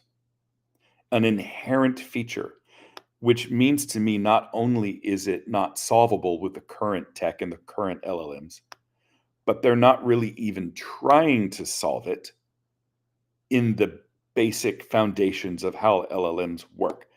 The broad thinking for the past couple of years has been that hallucinations will be solved by more training data. But there's the thought that's emerging recently, especially around OpenAI's attempted release of 4.5 and 5.0, that not only is the training data too expensive, it's going to be too expensive, but the training data does not exist to eliminate hallucinations. And I'm not even sure it could, because we're still dealing with random number generator based on huge volumes of data that include deliberately unreliable sources that cannot be curated with enough time that we have left on the planet. These are not solvable using current day LLMs, which means that there is always a risk. And we believe that this will asymptotically approach zero. Always a risk that the output is not reliable. It's a mistake. What do we do about this? Well, we can fine-tune our algorithms. We can fine-tune the models. We can fine-tune the data that we feed into it. And that would get us into RAG models, which Marcel talked about a little bit, which is more like a bespoke model for you that will limit the universe of data that it pulls from. So that, why in the world would I want my test case data being generated by a model that was trained on The Onion and all the works of Shakespeare? So then there's chain of thought prompting, which of course Marcel taught about earlier, which is also leading the model by the nose to try to get it to hone its answer as it goes by narrowing the funnel of data that it pulls from in order to build its answers. And then we have the concept, which I think has been roundly dismissed at this point, of getting an AI to be trained on the output of another AI. And I read this a while back, and I apologize for not citing a source, but that by the 9th generation, I think, of an AI being trained on another AI, by the 9th generation, it was absolute garbage. It was completely, the output was completely untrustworthy, which had Jathan Sadowski on Twitter coined the term Habsburg AI, meaning that if you have these AIs that are being trained on AIs, it's similar to having brothers marry sisters for 9 generations in a row, and then you get this Habsburg jaw or Targaryen madness if you're a Game of Thrones fan. So we need to make sure that people understand these things, educate people on the limitations of the model that was used to train the AI. Encourage verification practices. These are a little bit common sense. You need to also improve prompt design. You make iterative, interactive. You incorporate external tools and checks, which is a lot easier said than done. But this is the problem. The problem here is that there's probably no universal answer for the kinds of externals and checks you have to put on these tools. And then you can adjust the model interface, continuous education, and just keep yourself educated and updated. Every time I give a presentation like the one I'm giving right now, I have to spend 3 to 4 hours researching and making sure that what I've got is up to date, and it is still out of date. And the last time I gave this presentation was less than 6 weeks ago. This is constantly changing, especially if you follow people like Jonathan Wright and Jason Arbon. It is constantly changing. And there's Hugging Face. There's a whole bunch of folks out there who really are following this stuff and keeping up to date and publishing a lot about it. Now, the second problem that's inarguable about these is non-deterministic output. Now, this can be good. Like if you're trying to write something and you're trying to tailor it, you're trying to, you see a lot of this with marketing output where people are sending out sales stuff. Your inboxes are probably flooded with AI generated slop around this, but sometimes it can be good to vary the output that you get, because if you're doing some sort of a creative endeavor, one of my favorite things to do with an AI chatbot is to brainstorm. If I don't have a coworker available, if I don't want to bother them on Slack to prevent the context switching, I can brainstorm with even an older model of ChatGPT and have a really, really great session where sometimes it'll lead me the wrong way, sometimes it'll give me the wrong answer, but I almost always come out of it with a better set of thoughts than I had going into it. And I think part of that is credit to the non-deterministic output, because it's always pulling from the model and always using its random number generator to vary the answers just a little bit. And I think it can be a strength. What it's bad for is, I mean, how many times as a tester have you enjoyed the fact that your tests are different every single time you run them? That's why I was particularly enamored with Marcel's answer about the agentic part of the test execution, meaning he generates the test using an AI. He has an agent that understands the website, and then a separate agent that actually generates the code and marries that to the intent of the user. But once it comes to executing the test, he has a deterministic script that is run that has nothing to do with the LLM and doesn't cost more tokens either. So if you want something that is the same every single time, you need to generate output in a way that will keep it the same every single time.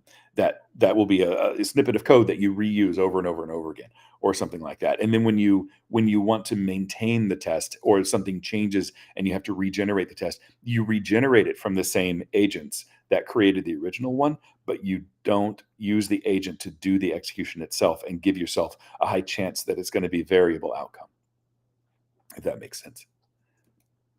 What do we do about this? We use LLMs for what they're good for. You brainstorm, you explore ideas. Having a conversation with ChatGPT in order to, and I use ChatGPT generically, so I apologize if you're a fan of Gemini or Claude.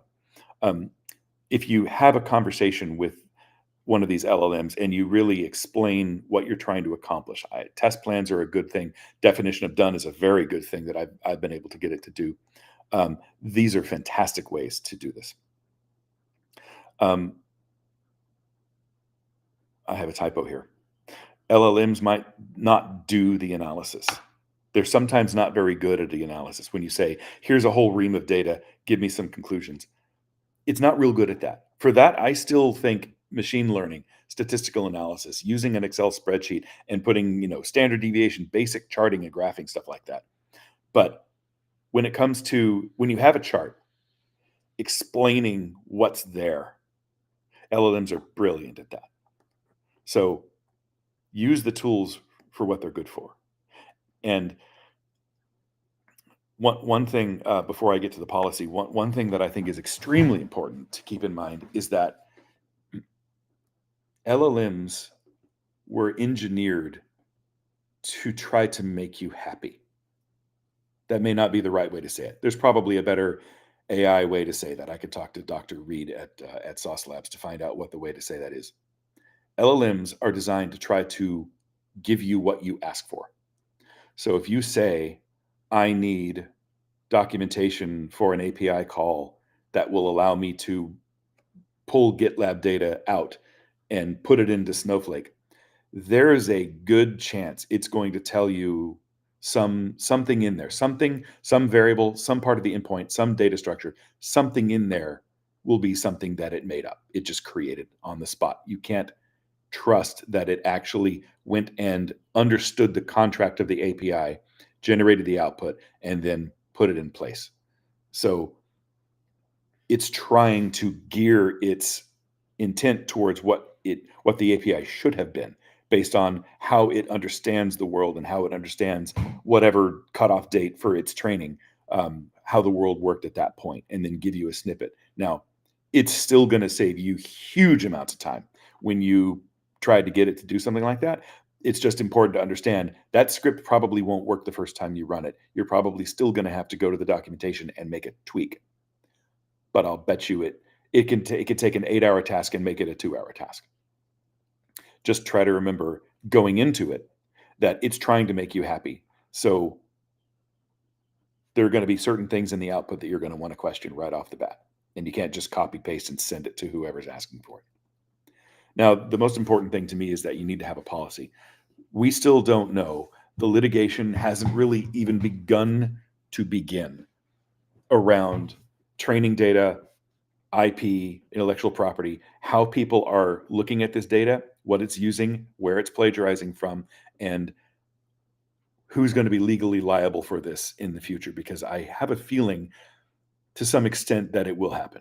We don't know for sure. If we were in a just world, I think this would have actually started to happen a lot already, but it hasn't. So don't know what's going to happen. I just think that you should protect yourself and have a policy for your product, for your processes, for your employees, in order to make sure that they are protecting themselves and not using data from the model that they shouldn't be using, and certainly not feeding your data or your customers' data into a model that will be trained in the future for someone else to use. So you have to have a policy. You have to keep it local. I know that one customer conversation I had 6 months ago, we were at a customer site and they asked, "What are you doing with AI? What's your AI story?" My favorite question. And I could tell that there was a desire to answer this question with all sorts of optimistic statements about what we're doing and all these forward-looking ideas for what we've got. But before we said any of that, what we said was, our plan is not to use any of your data to train a model that other people are going to then use. That's the first thing we can say, is that there's absolutely no way we're going to use LLMs to put any of your data at risk. And since we had a policy, it saved us months of extra legal review by the customer, who would have been fairly alarmed if we said, well, we're just going to use all this data to generate a whole bunch of stuff and it'll be fantastic. It'll be magic for you. So have a policy. Now let's talk about the third inarguable problem. Now, this is the least inarguable problem, but I don't think that the concerns are over yet. And that is that companies are pouring billions, and we might even be up to a cool trillion at this point, of the amount of money that's being poured into AI and AI endeavors. And I know that DeepSeek throws a wrench in that, but I don't think it's as big a wrench as people have treated it as such at this point. OpenAI lost $540 million in 2023 against $1.6 billion in revenue. Continuing the trend, they lost $5 billion in 2024 against $4 billion in revenue. They spent $9 billion to lose $5 billion. And these people are going to want their money back. Right now, when you pay $20 a month for ChatGPT or Anthropic or whatever, every single time you enter a query, money is lost into the ether. It goes away, which means that you're not paying near the rack rate of what OpenAI is paying, even for the power consumption of these models as they are being trained right now. The estimate that I have seen, I don't know what to trust. I've seen an estimate, I think it was Dr. Jeffrey Funk, who estimated that it's something like 10x, like a $20 ChatGPT subscription should cost something more like $200 in order to actually meet the cost, including all the investment and all the data centers and all the power, in order for these things to work. What I am afraid of, what I am terrified of, and I would point you to Ed Zitron and his work. He is, so if I sound like a curmudgeon, he is me times 100. And I think that sometimes he goes a little too far, but he's doing his homework and he's citing his sources. Essentially, there's a subprime crisis coming. I liken it to what happened in 2008 with all the different things that happened back then, where things are being subsidized to a degree right now where everyone's losing money on every single query and every single customer that they've got.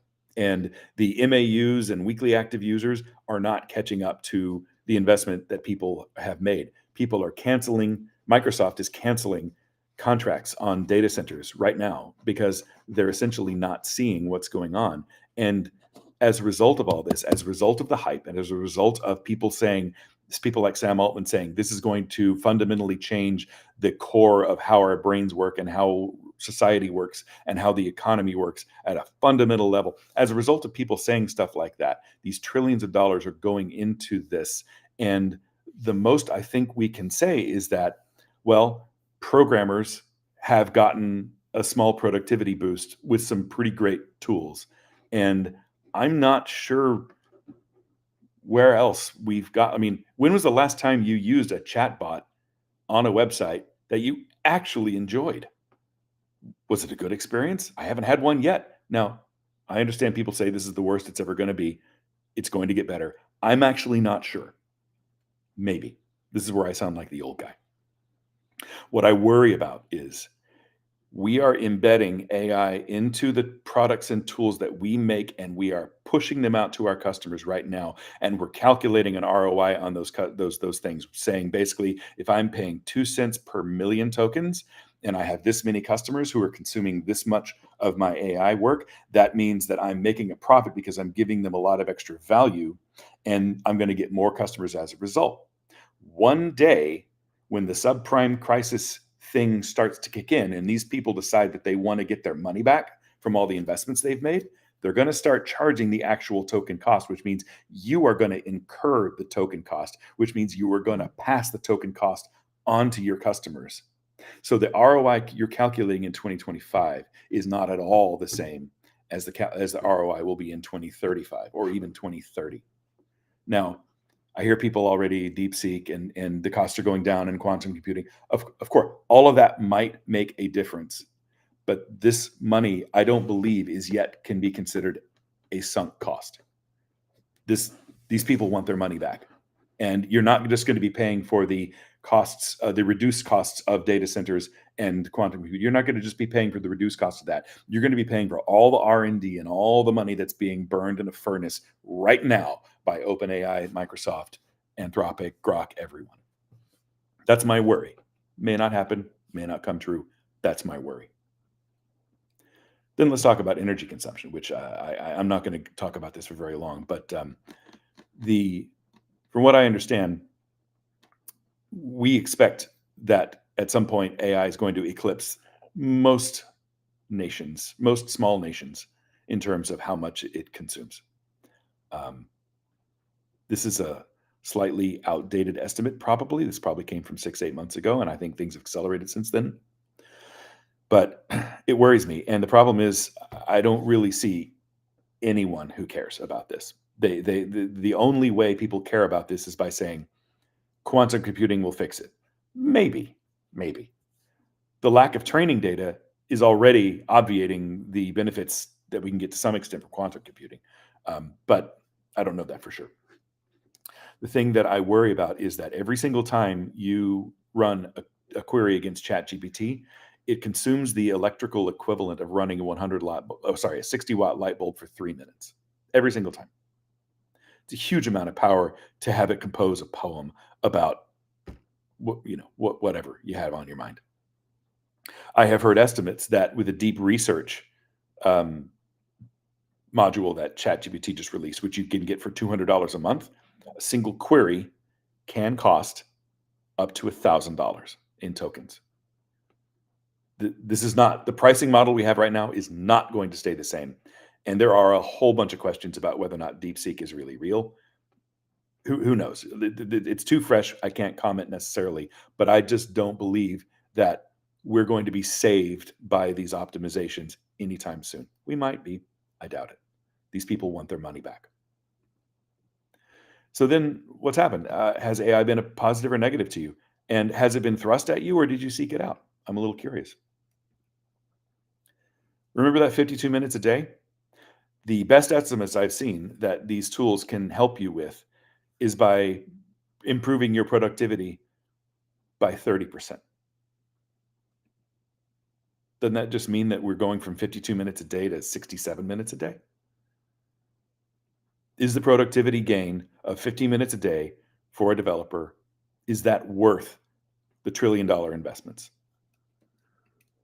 Now, there's a lot of stuff coming out just recently, and including Microsoft CEO saying basically the world has yet to turn any of today's AI hype and spending into meaningful lift in the actual economy. Now, I know it's early days, but is it? We're over 2 years in. Researchers trained AI on flawed code. It became a psychopath. ChatGPT and other chatbots are hurting publishers even worse than we thought. The entire internet is being polluted by AI slop. We have all seen it. I have my index finger is tired from clicking the X button on all the Facebook posts. And the thing I'm worried about most is that there's a survey recently. I've got a link here to point to it. So far, these tools are costing us productivity. They are not actually helping. Now, I'm not talking about Marcel's. I'm not talking about the ones that are going through and doing this deliberately. In fact, I'll get to that in a minute. I'm talking about the whole ecosystem of magic that says, "Hey, let's just stick these in your hands and just let you run free with it without a policy, without a strategy, anything." I'm not going to dwell on that because I'm running out of time. But essentially, here are my recommendations for staying productive and making sure that we can all do some critical thinking and keep the slop at bay, keep the hype out of this, and then let's make sure that we keep this straight. First, we must admit that there is no magic. There is also no winner in the market. I see Mr. Miyagi says that the market sets the prices if there are no name LLMs at a low price, the big players can't charge sky high prices. I hope that you're correct, Mr. Miyagi. I hope so. What I am afraid of is what normally happens, which is that the monopoly converges, and the coalition of people who have sunk the billions of dollars in will close ranks and not let the little players in. I hope you're right. I feel like lately we've seen a lot of really, really great tools get boxed out of the market or get acquired and then buried. Consider the value before you choose a tool. Understand that the tool is a hammer and that you need to make sure that the hammer can provide value to your users. And this is the kind of thoughtfulness that people like Jonathan Wright, Tariq King, Jason Arbin, Marcel are putting into their tools. What is valuable about it? Not what can it do, what is valuable about it? The tool is just a tool. Agents won't save us. To me, it's funny. When I first heard the word agentic, probably last year sometime, I heard the word agentic and immediately I knew that's going to be the next big word. That's going to be the word that everyone latches onto because you never really use that. It's not really a big word in the English language. It's not really a word that's been used a whole lot, but everyone knows kind of what it makes sense. It's just perfect buzzword. That was just like nailed it on that one. And when I first learned about agents, I thought, okay, that's really cool. Let's lower our expectations because AI isn't a junior programmer like people say it is. AI is more like a toddler with a really big lexicon. And what do I really want to give a toddler the ability to take my credit card and book a flight? No. Let's lower our expectations. The kind of agent that Marcel is talking about, an agent with a single purpose to understand something or to generate something or to create something small or to interact with my IDE and connect it up to my CI/CD platform. These things with modest expectations and modest abilities as opposed to let's create an agent that can just load my dishwasher for me. I mean, it's just agents are not the answer to anything. Agents are a really, really interesting tool that's going to help us make these things practical and useful. But they themselves do not address hallucinations or non-deterministic outputs, and they certainly don't address token costs. You need to understand where your data is going. What is it being used for after you send it off into the ether? And then understand the toolmaker's thought process. I really enjoyed how Marcel went through the evolution of how his process came to be.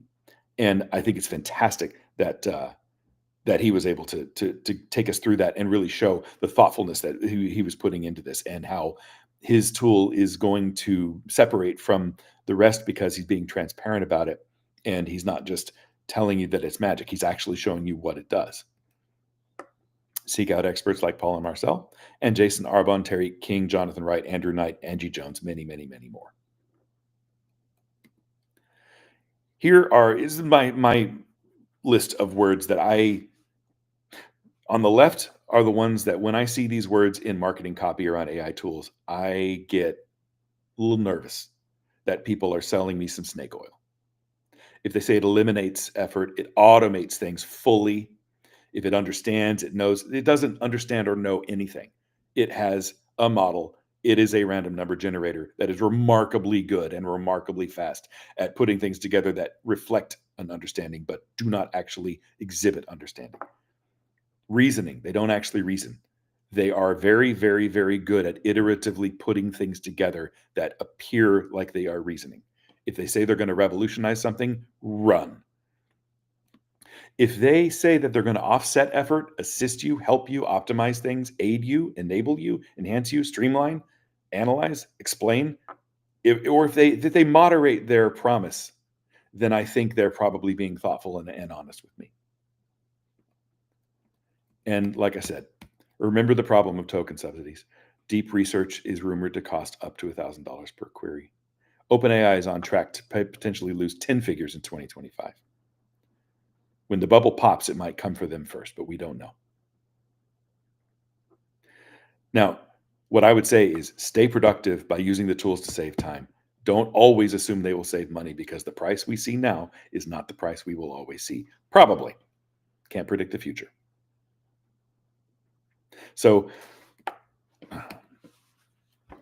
like I said earlier, Microsoft canceled 200 megawatts of data center contracts and over a gig of existing letters of intent on future data centers. That is more power than is consumed by the Bay Area, the entire Bay Area outside of data centers, which means Microsoft might be losing confidence in this market, even though Satya Nadella in every interview still is quite effusive about it and very, very vague.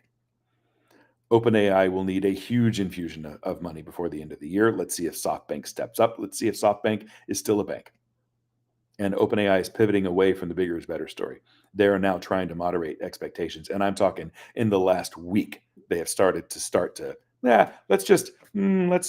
let's be happy with, what we've got. Altman's statements have been very interesting the last few days. And I believe that is the end of my slide. Not magic. Don't trust the industry to maintain this level of momentum because when the bubble pops, the good tools will stay behind, but we'll see a very different tone in the hype cycle. Right.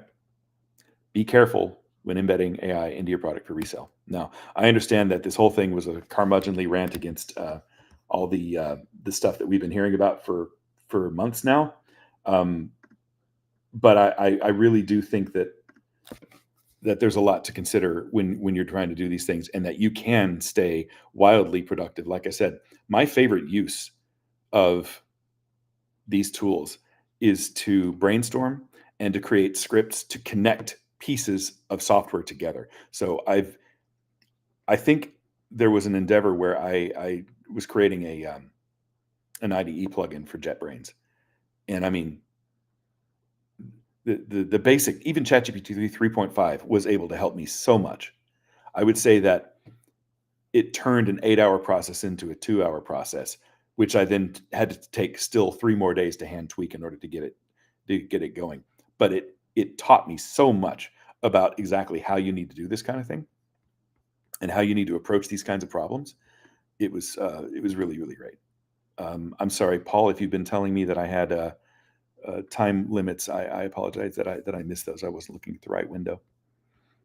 We're right on schedule. It's fine. Okay, great. We're cool. We didn't have a whole lot of questions. A couple that we had, I actually handled and answered. I did give you a shout out for Sauce Labs, the links that's out there. I will tell you it's tradition. We tend to go a few minutes over because I usually have some stuff to talk about. Marcus, can you hold up? Can you hang out for like 5 more minutes? Yes. And hopefully if everybody can. By the way, this is recorded. You could check out, if you're looking on YouTube, you can also, I believe once this is done, it's immediately available. You can watch it over again. So if you miss something, you can catch it again on the YouTube channel. I posted that up on the LinkedIn version, so because it'd be redundant on the LinkedIn channel.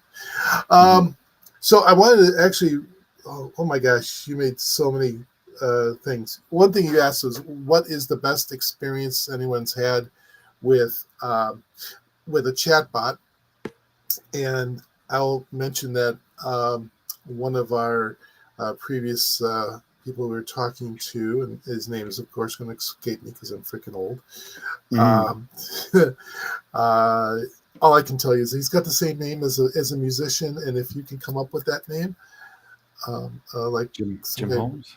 No, plays the musician plays a flute or something like that. It's the same exact name, except he's an automation, not a musician. But anyway, I'll get to my point.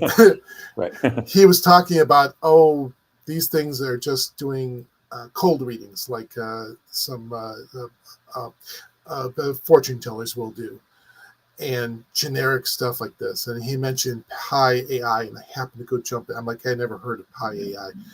And I jumped onto that, and the thing started hitting on me. It was making me feel nice about myself. It was cool. It's gotten a little better since then. That was about 1.5 years ago. Never trust Tinder again. No, probably no. God, not married. Tinder at all. You also mentioned hallucinations. I did mention in the chat over here is that one of the solutions I saw one company do was that they had an issue where the AI validation says, check that the page has 2 people speaking on the screen. And it would say, that failed because there are only 2 people talking on the screen. That's the pass. And what the solution was to ask a second AI instance. Does that make sense? And the second would go, no, there are 2 people, it passes. It's good. And kind of reduce the hallucinations and the stuff down to practically 0 on that. That's cool. That's cool. I mean, I'm hopeful that these will have, like, that in itself doesn't solve hallucinations. It helps mitigate them. Yes. Right. So I think that's where we're headed, and I think we'll get really good at it. I don't think we can. We always need to ask that question. Like, if someone tells you I've solved hallucinations, just run. They're a charlatan. I think everything is, there's a lot of people want to get everything to 0, and I don't think you can never get to 0, or they're trying to get to 100%. When are we going to be done with automation? You get 100% coverage. And I usually tell them when your company goes out of business because your developers aren't adding any new features. I'm always 80% behind or 20% behind the developers. That as long as they're developing, I'll be working on adding more test cases for the 80% stuff that they add. Yeah, right. Cool.